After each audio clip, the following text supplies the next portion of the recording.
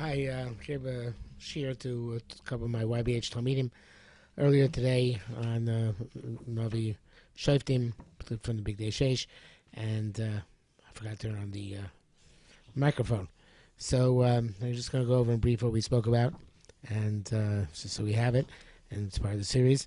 And we spoke about the second last pasuk in the parak base, in the last pasuk, where it speaks about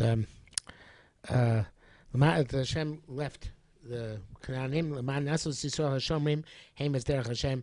They left the Canaanim to see the Bnei Yisrael be preserved derech Hashem. Lech is bum. The question is why it says bum and not ba. There should be singular, not plural. Kasher Shomrim over some, like their forefathers did, imlo or not. Then Pasuk Chav Gimel says, "Nach Hashem es goyim ma'el vilter rishon maher v'lo nesam ma'yar Yoshua." They left and not came down to be Yoshua. So it says in that pasuk Chabez Leman Nasosbam, and there's a beautiful Malbim in Breishis Perek Chabez pasuk Aleph, where he says that the difference between Nisayon and Bechinah. In English, we call it the difference between an experiment and a test. A Bechinah, which is a test, if you check something's qualities which it's supposed to have, which it's known to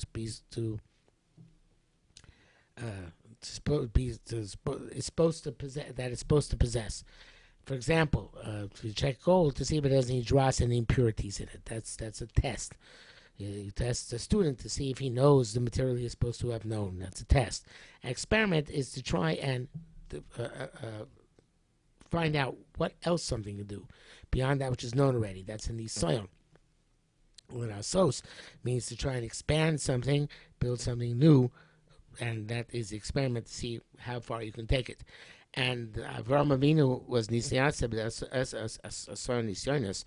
the 10 experiments to see how far Avraham Avinu could grow, not to test who he was. Hashem knew who he was. Everybody knew Avraham Avinu was. The question is what he can be. And Ace is a flag, and it's a pennant of a ship, and it indicates something above and beyond that which is lifts a person higher up, or shows how high a person can go. And of course, so to speak, the sky's the limit. If there are more and more experiments which can go on and bring out more of the individual's unique qualities, which perhaps till now were unknown. Again, otherwise it'd be a Bechinah, not a Nisayon. And the Canaanim were left here as a Nisayon. See what how the Jews can respond to this new situation, which had they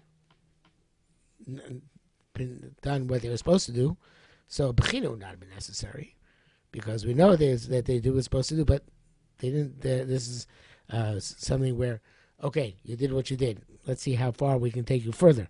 And people need challenges in order to take them further in life. And that's the idea of the Lenasos, means to challenge and to bring out more and more of what's possible to get out of a person, out of a nation, out of a society.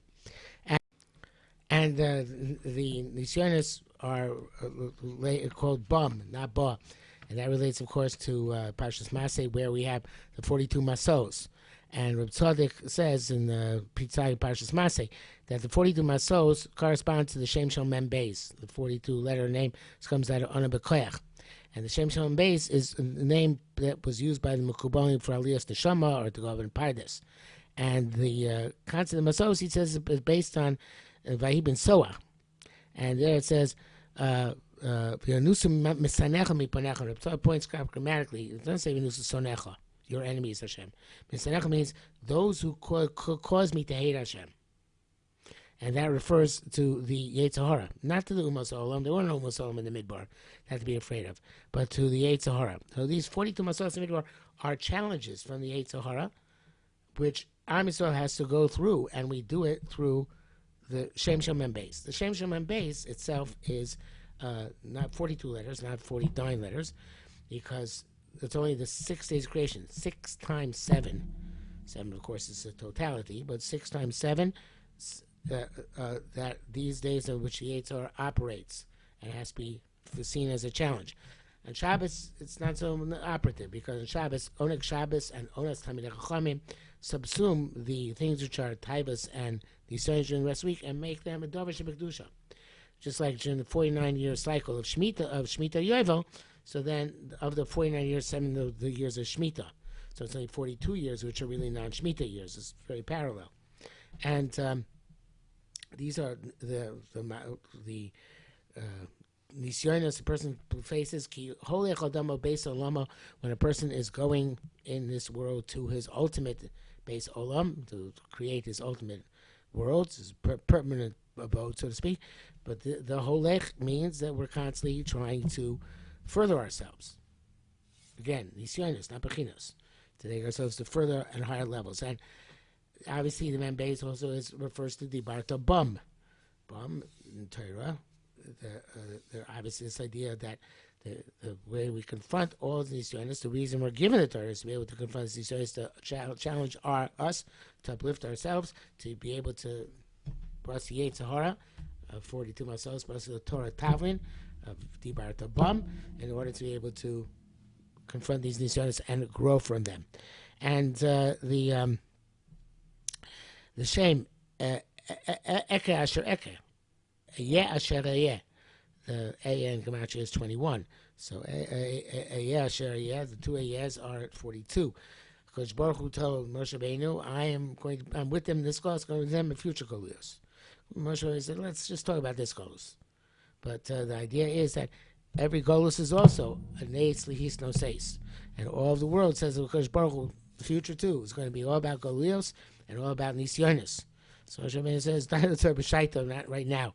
But the idea is that the Shem Shom and Beis represents this constant struggle, lehis no seis, to uplift oneself and them and experiment further, expanding our powers of and meeting challenges.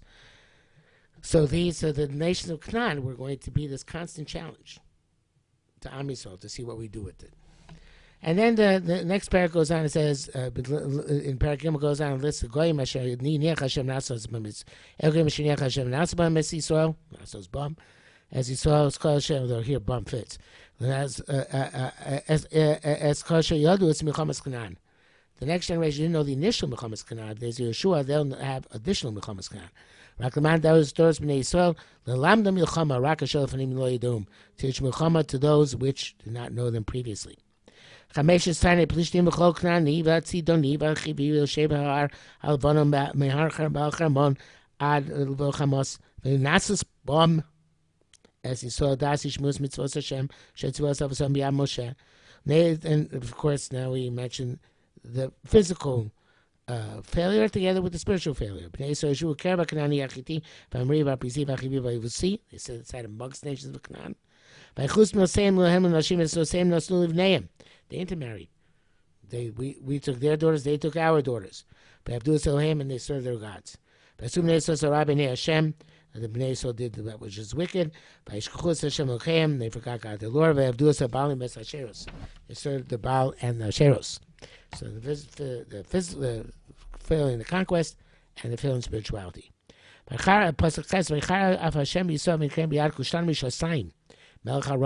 He sold them into the hands of Kushan Shalaim, the king of Aram Naharaim. So this is the first Shofet who was going to come to save us, so it's Neil Beknaz. But first we have a nation which comes from a distance, the nation from which we came, Aram Naharaim. And in a simple way, we can understand that since we're intermarried with them, the nations kind of weren't going to attack us. But it seems that this actually is a fulfillment of what said the nation came from a distance.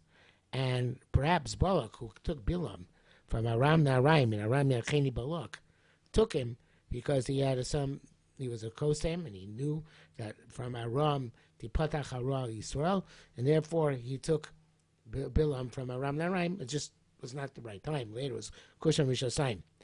And this really links into what we say in Agora, before, in the times of the times before Avraham Avinu left Aram Naharaim, and of course Baruch said, you know what, you're putting yourself back to square one.